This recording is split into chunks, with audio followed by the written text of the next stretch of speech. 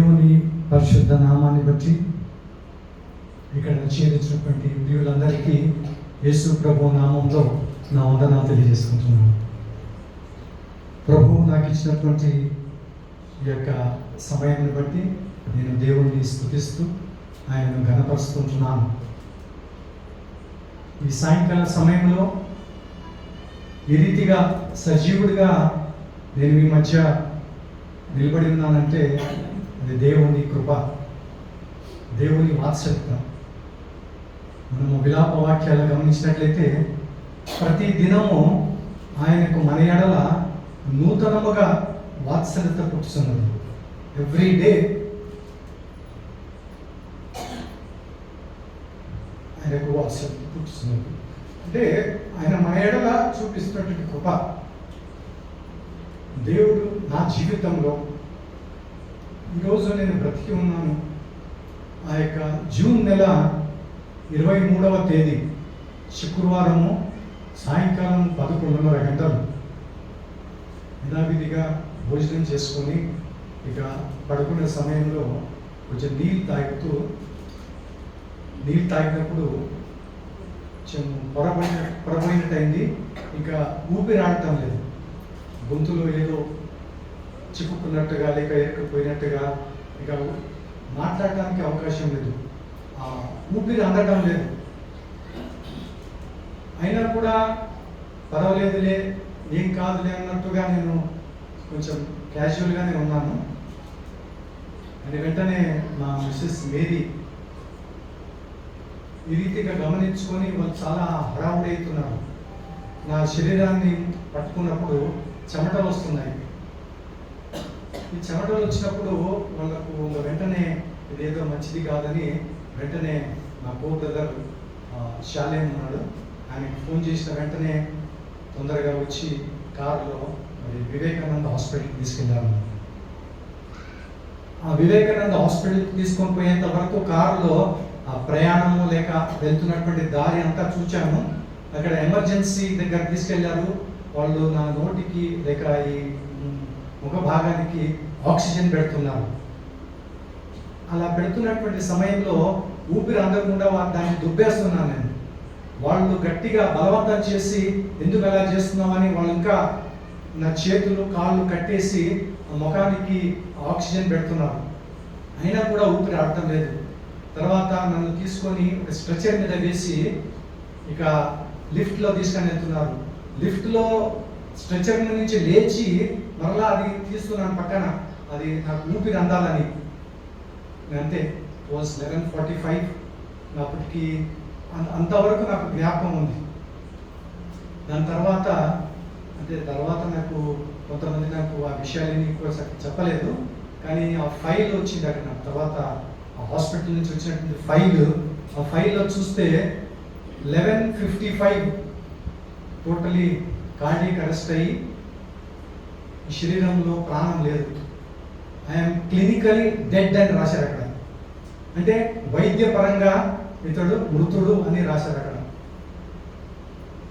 ఇక ఏం జరుగుతుందో తెలియదు. తర్వాత చెప్తున్నారు అక్కడ వివేకానంద హాస్పిటల్ దగ్గర మా వాళ్ళందరూ ఏడ్చుకుంటూ చాలా ఆవేదన పడుతూ కన్నీళ్లతో వాళ్ళు నా శారోన్ వాళ్ళకు ఫోన్లు చేసుకుంటూ మెసేజ్లు చేసుకుంటూ డాడీకి ఆరోగ్యం బాగాలేదు, ప్రార్థన చేయండి అని అందరికీ మెసేజ్లు చేస్తుంటే అప్పటికప్పుడు మన చర్చ్ వాళ్ళు సంఘంలో పాస్టర్ శాలేము తర్వాత మీరందరూ కూడా రాత్రి అప్పుడు వచ్చి అక్కడ ఉన్నారని తెలిసిన తర్వాత ఈ రీతిగా ఉన్న సమయంలో ఆ యొక్క రికార్డ్స్ ప్రకారంగా టోటలీ ఒక కార్డియక్ అరెస్ట్ అయ్యి శరీరంలో ప్రాణం లేదు. ఇట్ వాజ్ టోటలీ ఒక కార్ప్స్, అంటే ఒక శవంగా అక్కడ ఉన్నాను నేను. అటువంటి పరిస్థితుల్లో ఏం జరిగిందో నాకు తెలియదు, కానీ నాకు ఒక దర్శనం వచ్చింది అక్కడ. ఆ దర్శనంలో నేను పైకి ఎత్తబడుతున్నాను, పైకి వెళ్ళిపోతున్నాను. అలాగే అది నేను చూడగలుగుతున్నాను. అంటే అది కలలో లేక నాకు ఏమవుతుందో తెలియదు, కానీ నేను ఆకాశానికి ఎత్తబడుతున్నటువంటి ఒక దర్శనం నాకు వచ్చింది. అలా ఎత్తబడుతూ ఒక సమయం వచ్చేసరికి అక్కడ ఆగిపోయింది. ఆ దర్శనం అనేది ఆగిపోయింది, ఇక మరలా పైకి వెళ్ళడం లేదు.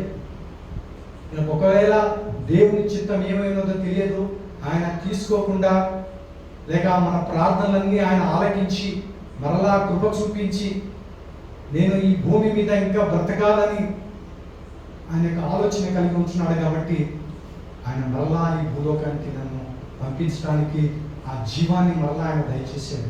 ఆయన సజీవుడైనటువంటి దేవుడు. మనం యోబు గ్రంథంలో ఒక మాట రాయబడుతుంది, చూడండి. యోబు గ్రంథము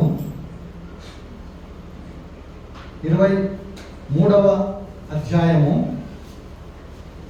13వ వచనంలో, యోబు గ్రంథము 23వ అధ్యాయము 13వ వచనంలో దేవునికి ఏది ఇష్టమో అది ఆయన చేస్తాడు. మన పట్ల ఏమి చేయాలని ఆయనకి ఇష్టం ఉంటుందో అది ఆయన చేస్తాడని అక్కడ రాయబడుతుంది. నా పట్ల ఇప్పుడు మనం వాక్యం చదువుకున్నాం 118వ కీర్తనలో 17వ వచనంలో, నేను సావను, ఆయన క్రియలను నేను వర్ణించేదని రాయబడుతుంది. ఆ కింది భాగంలో గమనించినట్టే ఆయన నన్ను కఠినముగా శిక్షించను. ఆయన నన్ను కఠినముగా శిక్షించాడు. కొన్నిసార్లు మన జీవితంలో ఈ శిక్ష అనేది మనం చేసినటువంటి తప్పిదములను బట్టి మనకు కలుగుతుంటుంది, లేకపోతే ఆయనకు ఇంకా దగ్గర కావాలని, ఆయన స్వారూప్యంలోనికి మనం మార్చబడాలని, ఇంకా మన ద్వారా నా ద్వారా ఆయన గొప్ప మేలును పొందుకోవాలని, ఆయనకు మహిమ కలగాలని, అటువంటి కారణంతో కూడా రాయబడి ఉంటుంది, ఆయన నన్ను కఠినముగా శిక్షించను, ఆయన నన్ను మరణములకు అప్పగించను. అది ఒక శిక్షలో, అది ఒక శిక్షగా నేను అనుభవించాను. ఆయన ఉద్దేశం ఏమైనది, ఆయన నన్ను బ్రతికించాలని ఆయన తిరిగి మరలా నాకు జీవాన్ని దయచేశాడు. ఒక రీతిగా చెప్పుకోవాలంటే జూన్ 24 అంటే తెల్లవారుజామున 2 గంటలకు నాకు మరలా దేవుడు జీవాన్ని దయచేశాడు. అది ఒక నూతన జీవితం. అది నేను మరలా బ్రతికాను, నన్ను ఈ భూలోకంలో దేవుడు బ్రతికించాడు. మనం అందరం అనుకోవచ్చు, చాలాసార్లు చాలా క్రిటికల్గా ఉంటుంది, ఎమర్జెన్సీలో హాస్పిటల్కు తీసుకెళ్లారు, ఆపరేషన్ చేశారు, బాగా అయిపోయారు అని ఈ రీతి అయినటువంటి సాక్ష్యాలు మనం వింటాం. కానీ ఇలా బ్రతికించిన తర్వాత ఇంకా శాశ్వత కాలం అంతా భూలోకంలో బ్రతుకుతామని కాదు. ఈ పర్టికులర్ ఈ సందర్భం ఏం జరిగిందంటే నా విషయంలో ఆయనతో ఒక ఎన్కౌంటర్ జరిగింది. ఆయన ఆ ప్రభువుతో నాకు ఒక సందర్శనం అనేది కలిగింది. ఆ ప్రభువుతో ఉన్నటువంటి ఆ యొక్క రిలేషన్షిప్ అది కేవలము ప్రార్థన చేశాను, లేక మీరు ప్రార్థన చేశారు, ప్రభు కృప చూపించాడు, ఇంకా కొంతకాలం బ్రతుకును అని పంపించాడని కాదు. ఆయన నా ఎడల ఆయనకున్నటువంటి ఉద్దేశము అది హాని కలిగించేటువంటిది కాదు. మనము ఇర్మియా గ్రంథం 29:11 చూసుకుంటాము, నీ విషయములో రాబో దినములలో మీకు నిరీక్షణ కలుగునట్లు, నీ పట్ల ఏ ఉద్దేశం అయితే నేను కలిగి ఉన్నానో, ఏ సంకల్పము, ఏ ప్రణాళిక అయితే నేను కలిగి ఉంటున్నానో అవి సమాధానకరమైన ఉద్దేశములే కానీ హానికరమైనవి కాదు. హాని చేయడానికి కాదు. ఆయన నా ద్వారా ఇతరులకు ఆ సాక్ష్యముగా ఉండటానికి, ఇతరులకు సాక్షిగా, ఒక సజీవమైనటువంటి సాక్షిగా కనపరుచుకోవడానికి ఆయన నన్ను బ్రతికింపచేశాడు. దానివల్ల నేనేదో చాలా గొప్పవాడని, లేక చాలా మంచి గొప్ప డాక్టర్ దగ్గరికి వెళ్ళారని, మన ఆఫీస్ ఎండి ఓనర్ గారు వచ్చి నెక్స్ట్ రోజు పెద్ద పెద్ద డాక్టర్లను పిలిపించి ఏమైంది చూసుకోనని ఎన్నో ఆయన ఇన్ఫ్లుయెన్స్ ద్వారా చేయించాడు. అలా అయిందని కాదు. దేవునికి నా పట్ల ఉన్నటువంటి ఆలోచన, నా పట్ల ఉన్నటువంటి ఉద్దేశము అది సమాధానకరమైనది కానీ హానికరమైనది కాదు. ఆయన నన్ను కఠినంగా శిక్షించాడు, కానీ ఆయన నన్ను మరణమునకు అప్పచెప్పలేదు. నేను చావను, ఆయన క్రియలను నేను వివరించదను. మన ఆత్మీయ జీవితంలో కూడా కొన్నిసార్లు ఆరాధన చేసేటప్పుడు మనము ఆరాధనలో ఆయన చేసినటువంటి మేలు, ఆయన గొప్పతనాన్ని మనం వివరించలేకపోతే మనం చనిపోయినట్టు వారంగానే ఉంటున్నాం. సజీవులే కదా నిన్ను స్తుతించారు. ఈ దినమున నేను సజీవుడనై నిన్ను స్తుతిస్తున్నాను. ఆ ప్రభుతో నాకుంటున్నటువంటి అనుబంధం, the bonding that I have with the lord was being shown to me in this miraculous way. ఇంత అద్భుత రీతిగా ఆ ప్రభు నా పట్ల చూపించాడు. ప్రార్థన చేశాము, ప్రభు కనికరించాడు, చాలా సంతోషం. కానీ ఆ రీతిగా జరగటానికి ప్రభు నా ఎడల చూపించినటువంటి కృప, ప్రభు నా పట్ల చూపించినటువంటి దయ, ప్రభు నా ఎడల ఆయన ఉన్నటువంటి ఆ యొక్క ఉద్దేశము అది ఎంతో గొప్పదని మనం చూసుకుంటున్నాం. ఇక్కడ మనం 23:13 యోబు గ్రంథంలో చూసినట్లయితే, అయితే ఆయన ఏక మనసు గలవాడు, ఆయనను మార్చగలవాడు ఎవడు? ఆయన తనకి ఇష్టమైనది ఏదో అదే చేయును. ఆయనకి ఇష్టమైంది ఈ నా కుమారుడు లేక ఈ యొక్క బిడ్డ ఈ భూలోకంలో ఇంకా జీవించాలి, ఆ జీవితాన్ని ఆయన స్వాధీనమందు ఉంచుకొని ఆయన అధికారంలో నన్ను నడిపించుకోవాలని ఆయనకి ఇష్టమై ఉన్నదని మాట చూసుకుంటుంది. యెషయా గ్రంథం 14:17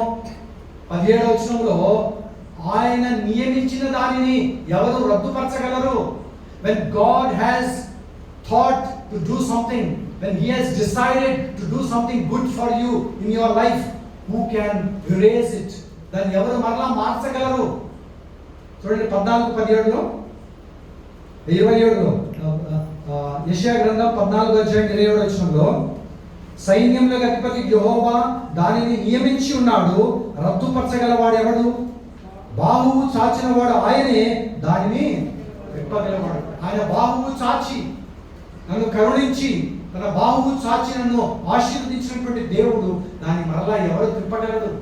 ఆయన తనకి ఇష్టమైన దానిని ఆయన చేసే దేవుడిగా ఉంటున్నాడు. ఆ యొక్క 23వ తేదీ జూన్ నెల ఆ వివేకానంద హాస్పిటల్లో నేను దాదాపు 3 గంటల వరకు అక్కడ ఏ విధమైనటువంటి లేకుండా, అంటే ఒక ఊపిరి లేకుండా అలా ఉంచినప్పుడు అక్కడ ఉన్నటువంటి డాక్టర్స్ అందరూ కూడా సిపిఆర్ అంటారు, అంటే ఇక్కడ గుండె మీద వాళ్ళు బాగా ఒత్తుతారు. అలా ఒత్తినప్పుడు ఆ గుండె మరలా ఆడుకుంటుందని అన్నట్టుగా, అంటే అలా చేశారు. అలా చేసినప్పుడు ఆ యొక్క ఊపిరి మరలా నాకు అందించు. ప్రతి మనిషికి ఒక నిమిషానికి 72 సార్లు గుండె కొట్టుకుంటుంది. For every minute the heart beats 72 times. ప్రతిసారి అది కొట్టుకుంటుందంటే ఆ దేవాది దేవుని అనుమతి లేకుండా అది కొట్టుకోవడం లేదు. ఆయన అనుమతిస్తుంది కాబట్టి మన హృదయంలో మన శరీరంలో ఆ యొక్క గుండె కొట్టుకుంటుంది. 139వ దావీదు కీర్తన 13వ నా అంతరింద్రియములను కలుగ చేసిన వాడు నీవే. ఆ గుండెని కలుగ చేసిన వాడు ఆయనే. అది కొట్టుకునేటట్టు కూడా చేసింది ఆయనే. అది ప్రతి క్షణం కొట్టుకుంటుందంటే ఆయన అనుమతి లేకుండా అది ఆగదు. నా తల్లి గర్భంలో ఆయన నన్ను నిర్మించి ఉంటున్నాడు. ఈ అవయవాలు ఏ రీతిగా నిర్మించబడాలి, అవి ఏ రీతిగా పని చేయాలి అని ఆయన నిర్ణయించున్నాడు. నేను పిండమునై ఉండగా నీ కనులు నన్ను చూచాయి. నియమింపబడిన దినములలో ఒక్కటి కాక మునిపే నా దినములన్నీ నీ గ్రంథంలో లిఖితములాయను అన్నాడు. ఆ ఎన్ని దినాలు నేను ఉండాలి, ఎంత కాలం నేను బ్రతకాలి, అది పిండముగా ఉండగానే, ఒక మాంసం ముద్దగా ఉండగానే ఆయన కనులు నన్ను చూచి నేను ఎంతకాలం జీవించాలని ఆయన గ్రంథంలో ఆయన లిఖించుకున్నాడు. ఆ దినములు కాక మునిపే అవి నా జీవితంలో ఆయన నెరవేర్చుకుంటున్నాడు. ఒక నూతన జీవితాన్ని ఆయన నాకు దయచేసి మీరందరూ ఎంతో ఆసక్తి కలిగి ప్రార్థన చేసి ఆ ప్రార్థనలు దేవుడు ఆలకించాడు. ఆ ప్రార్థనలకు దేవుడు జవాబు దయచేసాడు. మనం 91వ కీర్తనలో చూసుకుంటాము, శ్రమలలో అతడు నన్ను విడిచిపెట్టలేదు. అంటే నువ్వు శ్రమలలో బాధపడాలని ఆయన విడిచిపెట్టలేదు. అక్కడ మనం చూసుకుంటాం 15వ చరణంలో 91:15 శ్రమలలో నేను అతనికి తోడై ఉంటానన్నాడు. అంటే నేను ఏ శ్రమను అనుభవించానో, ఏ బాధ, ఏ కన్నీళ్లు, ఏ దుఃఖము, ఏ వేదన, నా ప్రాణము నాలో సమస్యలిపోతున్న సమయంలో ఆయన నాకు తోడుగా ఉన్నాడు. నన్ను బలపరుస్తూ నన్ను నడిపించుకుంటూ వచ్చాడు. అక్కడ రాయబడి ఉంటుంది, శ్రమలలో నేను అతనికి తోడై ఉండేదను, అతనిని విడిపించి గొప్ప చేసేదాను. నన్ను విడిపించాడు. సమాధిలో నుండి నా ప్రాణాన్ని విమోచించి కరుణా కటాక్షములతో నాకు కిరీటాన్ని దయచేసి ఉంచాడు. పక్షిరాజు యవనం వలె నా యవనము క్రొత్తదగు చూడనట్లు మేలులతో నా హృదయాన్ని తృప్తిపరిచించున్నాడు. ఆయన నా పట్ల ఆయనకు ఒక ఉద్దేశం ఉన్నది. నేను బ్రతకాలని, నేను నా ద్వారా ఆయన నామము మహిమపరచబడాలని, నా జీవితం ద్వారా ఇతరులకు ఒక సాక్షిగా నేను జీవించాలని. ఇంకా పని పూర్తి కాలేదు, ఇంకా ఆ నియమింపబడినటువంటి దినాలు ఇంకా ఉన్నాయి. The days are still there, so that's why he has given me life. ఆ దినములు ఆయన ఇంకా ఉడికించుచున్నాడు. అప్పటి నుండి వాళ్ళు ఆ సిపిఆర్ చేసిన తర్వాత తెలిసింది, అక్కడ నేను ఆ యొక్క ఐసీయూలో ఉన్నప్పుడు, మీ అందరికి తెలుసు ఆ మధ్య అందరికీ అంటే కరోనా సమయంలో బెడ్స్ లేక ఎంతో మంది హాస్పిటల్లో అడ్మిట్ కాకుండా ఉన్నారు. అటువంటి సమయంలో నేను ఎప్పుడైతే ఆ రోజు వెళ్ళానో, దేవుడు ఏ రీతిగా అందరినీ సమకూర్చాడంటే, వెంటనే ఫోన్ చేసిన వెంటనే మా కో బ్రదర్ రావటము, అక్కడ నుండి కార్లో వెళ్ళటము, అక్కడ వెంటనే అక్కడ డ్యూటీ డాక్టర్, ఏ డాక్టర్ అయితే నన్ను ట్రీట్మెంట్ చేశాడో ఆయన వెంటనే అక్కడ ఉండటము, ఇవన్నీ దేవుడు ఆయన సంకల్పంలోనే ఉన్నాను కాబట్టి అన్నిటినీ అక్కడ ఆయన సమకూర్చున్నాడు. అది ఏం జరిగిందంటే, నెక్స్ట్ రోజు ఎవరో ఇంకొక పేషెంట్ అక్కడ వచ్చారు. వచ్చిన వెంటనే వాళ్ళు ఏం చేశారంటే, ఇక్కడ మా దగ్గర ఎమర్జెన్సీలో బెడ్స్ లేవని అతన్ని మరలా పంపించింది.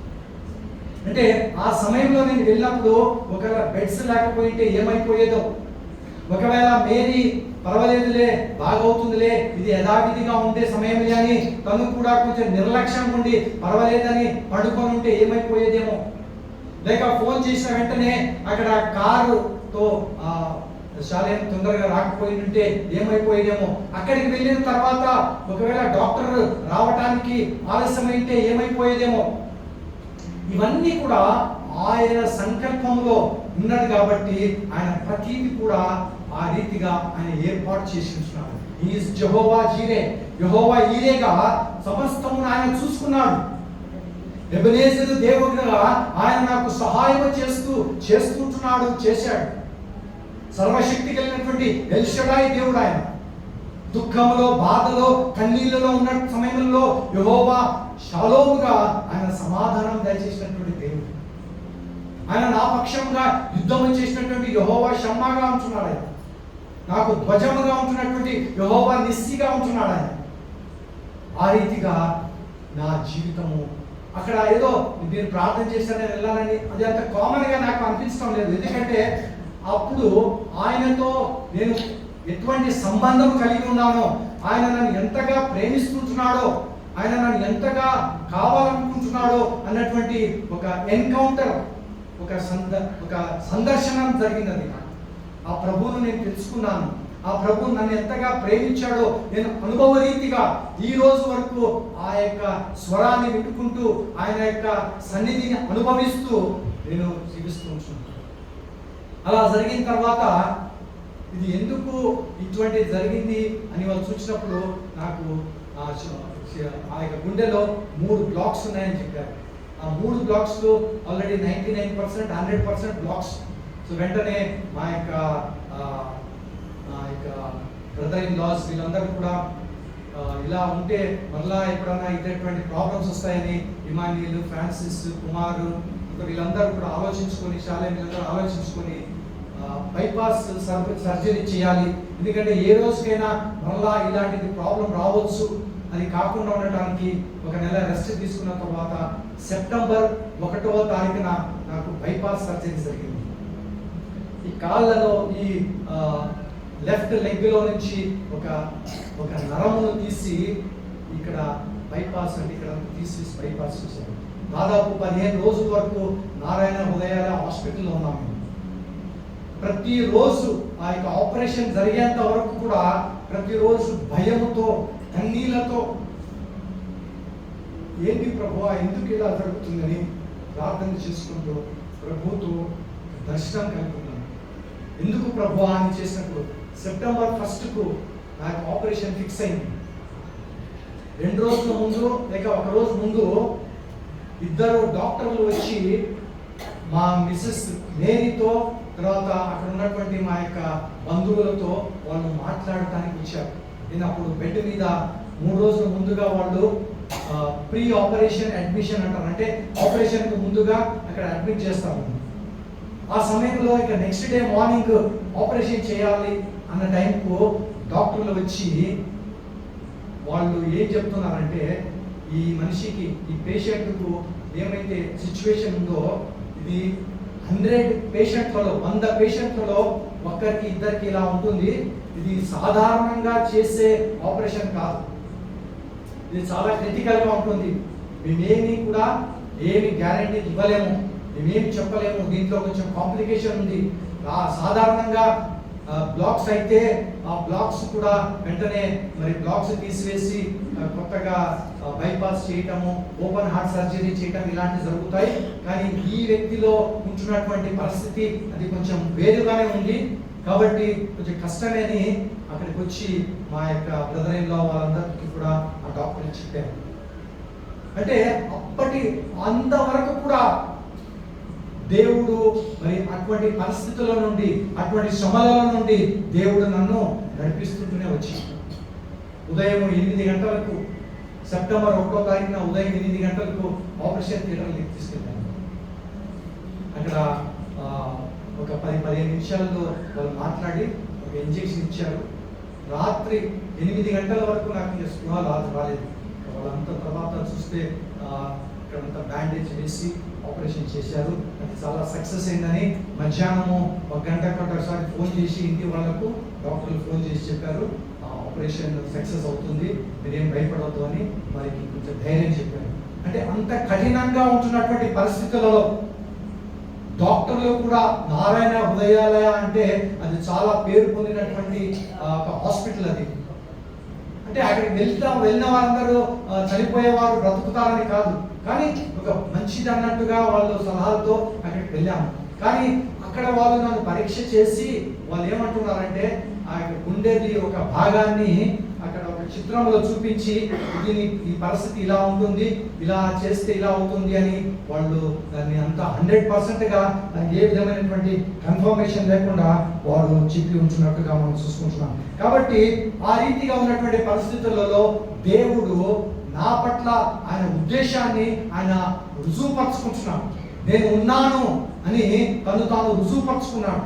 ఈ యొక్క డాక్టర్ల వల్ల కానిది నా వలన నేను చేయగలనని ఆయన యెహోవా రాఫాగా, స్వస్థపరచు యెహోవాగా ఆయన తను తాను కనపరుచుకుంటున్నాడు. ఈ సిపిఆర్ అంటే నేను చెప్పిన విధంగా ఈ యొక్క గుండె మీద వాళ్ళు గట్టిగా ఒత్తుతుంటారు. ఒత్తినప్పుడు ఏ పంపింగ్ అయితే ఆగిపోయిందో ఆ పంపింగ్ మరలా ప్రారంభిస్తుంటుంది, మరలా స్టార్ట్ అవుతుంది. అలా కాకపోతే వాళ్ళు ఏం చేస్తారంటే ఎలక్ట్రికల్ షాక్స్ ఇస్తుంటారు. ఇక్కడ ఎలక్ట్రికల్ షాక్ లాగా ఇచ్చినప్పుడు ఈ శరీరము అదిరిపడుతుంటుంది. ఇలా పైకి అదిరిపడినప్పుడు ఆ పంపింగ్ స్టార్ట్ అవుతుంది అన్నట్టుగా వాళ్ళు చేస్తారు. కానీ అది చేతుల ద్వారా చేయటం వల్ల అది స్టార్ట్ అయింది. ఈ పంపింగ్ స్టార్ట్ అయినప్పుడు ఏమవుతుందంటే అప్పటి వరకు ఆగిపోయినటువంటి ఈ బ్లడ్ సర్క్యులేషన్, బ్లడ్ ఫ్లోయింగ్ ఏమైతే అవుతుందో అప్పటి వరకు ఆగిపోయింది. వాళ్ళు ఎప్పుడైతే అలా ఒత్తుతున్నారో అది వెంటనే మరలా స్టార్ట్ అయినప్పుడు లోపల ఆ రక్తము చిమ్మినట్లు అవుతుంటుంది. అలా చిమ్మినట్టు అవునప్పుడు అది మెదడుకు వెళ్ళి కోమాలోకి పోయే అవకాశం ఉంటుంది. అంటే ఏ ప్రెషర్లో, బీపీ అంటాం కదా, ఆ బ్లడ్ ఏ ప్రెషర్లో ప్రారంభించబడాలి అలా ప్రారంభించదు. మామూలుగా సిపిఆర్ చేసినప్పుడు అది సడన్ గా చిమ్మటం వల్ల అది తలకు కొట్టుకోవటము, లేక పక్షవాయువుగా రావటం, పారలైజ్ కావటము, లేక నోరు పడిపోవటము ఇలాంటివి కూడా అయ్యే అవకాశాలు ఉంటాయి. కానీ ఎప్పుడైతే వాళ్ళు అది స్టార్ట్ చేశారో బ్లడ్ నార్మల్గా మరలా ప్రవహించింది. దేవునికి స్తోత్రం కలిగింది కాక. దేవుడు అంత గొప్ప కార్యం చేశాడు. అంటే ఆ యొక్క బ్లడ్ అనేది అది నార్మల్గానే మరలా అది ఫ్లో అవుతూ మరి దేవుడు అంత మంచి ఆరోగ్యాన్ని దయచేసి ఈరోజు ఇక్కడ నిలబడి చక్కగా నేను మాట్లాడగలుగుతున్నాను, మంచి స్వరము కలిగి మంచి నార్మల్గా ఉండగలుగుతున్నానంటే అది దేవుని కృప. ఆ దేవుని కృప లేకుండా, మీ ప్రార్థనలు లేకుండా ఏది కూడా జరగదు. కాబట్టి ప్రార్థనా జీవితాన్ని మనం అంత సులభంగా తీసివేసేది కాదు. అది ఏదో రీతిగా దేవుడు ఆ ప్రార్థన ఆలకిస్తాడు. ఒకవేళ అంతవరకు ఆయన తీసుకోవాలనుకున్నాడేమో, ఆ దర్శనంలో నేను వెళ్ళిపోతున్నాను, కానీ మధ్యలో ఆగిపోయినంటే ఆ ప్రార్థనలో దేవుడిని మార్చగలిగింది, ఆయన ఆలోచనలు మార్చగలిగింది, ఆయన ఉద్దేశాలను మార్చగలిగి మరలా భూలోకానికి ఆయన పంపించి నా ద్వారా ఆయన నామాన్ని మహిమపరచుకోవడానికి మీ ప్రార్థనలు ఆలకించి ఆయన తన మనసును మార్చుకున్నాడేమో. ఇప్పుడు మనం చూస్తున్నాం కదా, యోబు గ్రంథం 23:13లో అక్కడ తనకి ఇష్టమైనది ఏదో అదే ఆయన చేస్తాడు. తనకి ఏది ఇష్టమో అది చేస్తాడు. అది ఇష్టం లేకుండా ఉంటే అప్పుడు కొన్నిసార్లు మన ప్రార్థనలో ఆయనను ఇష్టం వచ్చేటట్టుగా ఆయన చేసినట్టుగా మనం చూడగలుగుతున్నాం. మనం కీర్తన గ్రంథం 40వ కీర్తన 5వ వచనంలో ఆయన కార్యములు చాలా గొప్పవి అని మనం చూసుకుంటాం. 40వ కీర్తన 5వ వచనంలో, యెహోవా నా దేవా, నీవు మా ఎడల జరిగించిన ఆశ్చర్య క్రియలను, మా ఎడల నీకున్న తలంపులను బహు విస్తారములు, వాటిని వివరించి చెప్పేదని అనుకుంటున్నా అవి లెక్కకు మించి ఉన్నవి, నీకు సాటైన వాడు ఒక్కడు. ఆ గొప్ప కార్యాన్ని వివరించాలనుకుంటే ఆ ప్రేమను వివరించలేను, ఆ గొప్ప కార్యాన్ని నేను వివరించలేను. ఎందుకంటే అది ఎవరి వల్ల సాత కాదు, అది ఎవరి వల్ల కుదిరేటువంటి పని కాదు. అంత గొప్ప కార్యాన్ని చేశాడు దేవుడు కాబట్టి.